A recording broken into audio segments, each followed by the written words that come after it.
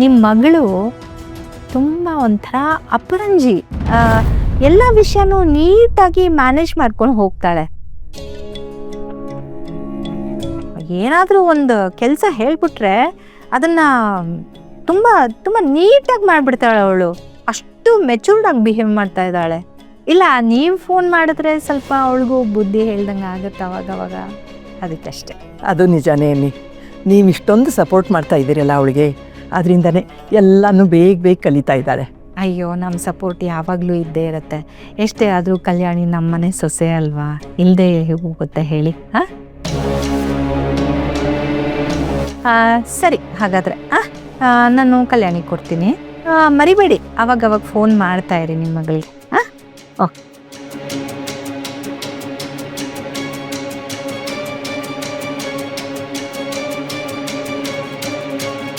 ನೋಡು ಕಲ್ಯಾಣಿ, ಈ ಮನೆಗೆ ನೀನು ಸೊಸೆ, ನಿನ್ನ ಜವಾಬ್ದಾರಿ ಈ ಮನೆಗೋಸ್ಕರ ಬೇಕಾದಷ್ಟಿದೆ.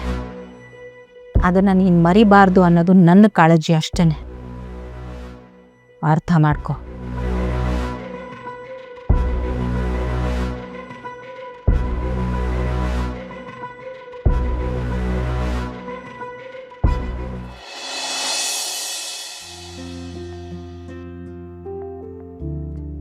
ಉಪ್ಪಿನಕಾಯಿ ಹಾಕ್ಲೇನೆ?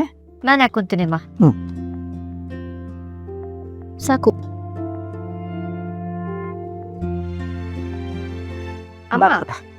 ಅವಾಗ್ಲೇ ಯಾರ ಜೊತೆನೂ ಫೋನಲ್ಲಿ ಹರಟೆ ಹೊಡಿತಾ ಇದ್ದೆ. ಯಾರದು?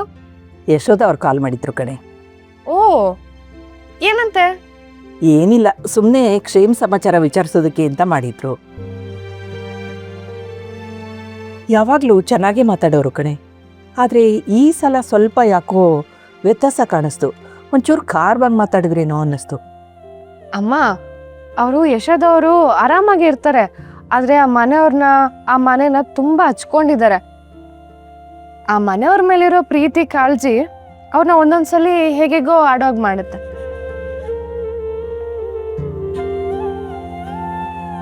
ಕೆಲಸ ಎಲ್ಲ ಹೇಗೆ ನಡೀತಾ ಇದೆ ಪುಟ?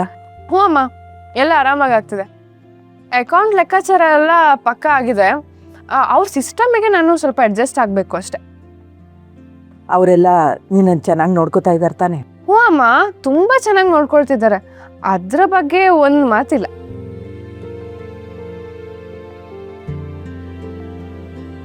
ರುಕು, ನಾನು ಹೇಳೋದೇ ಮರ್ತಿದ್ದೆ ಕಣೆ. ಇವತ್ತು ಚಿಟ್ ಫಂಡ್ಗೆ ಹೋಗಿದ್ದೆ. ಆ ಓನರ್ ಹೆಂಡತಿ ನಿಮ್ಮ ಮಗಳು ಅಳಿಯ ಎಲ್ಲಿ ಹನಿಮೂನ್ಗೆ ಹೋದ್ರು ಅಂತ ಕೇಳ್ತಾ ಇದ್ರು. ನನಗೆ ಏನು ಹೇಳಬೇಕು ಅಂತಾನೆ ಗೊತ್ತಾಗಲಿಲ್ಲ ಕಣೆ. ಇನ್ನೂ ಎಲ್ಲೂ ಹೋಗಿಲ್ಲ, ಪ್ಲಾನ್ ಮಾಡ್ತಾ ಇದ್ದಾರೆ ಅಂತ ಸುಳ್ಳು ಹೇಳಿಬಿಟ್ಟೆ. ಕಲ್ಯಾಣಿಗೆ ಇದ್ರ ಬಗ್ಗೆ ಒಂಚೂರು ಯೋಚನೆನೇ ಇಲ್ವೇನೆ? ಹೋಗ್ಕೊಳ್ಳಿ, ವಿನಯ್ಗಾದರೂ ಅದ್ರ ಬಗ್ಗೆ ಯೋಚನೆ ಬೇಡವಾ ಹೇಳು? ಮದುವೆ ಆಗಿ ಎಷ್ಟು ದಿನ ಆಗೋಯ್ತು, ಇನ್ನೂ ಎಲ್ಲೂ ಹೋಗಿಲ್ಲ ನೋಡು ಅವರು.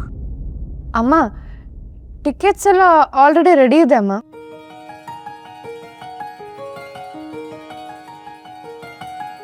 ಏನಂದೆ?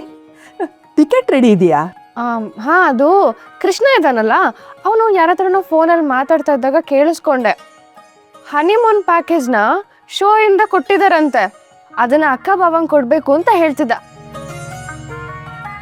ಅಕ್ಕ ಬಾವನ್ಗೆ ಟಿಕೆಟ್ ಕೊಟ್ಟು ಲಗೇಜ್ ಪ್ಯಾಕ್ ಮಾಡಿಸಿ ಕಳಿಸ್ತಾ ಇರೋದೆ.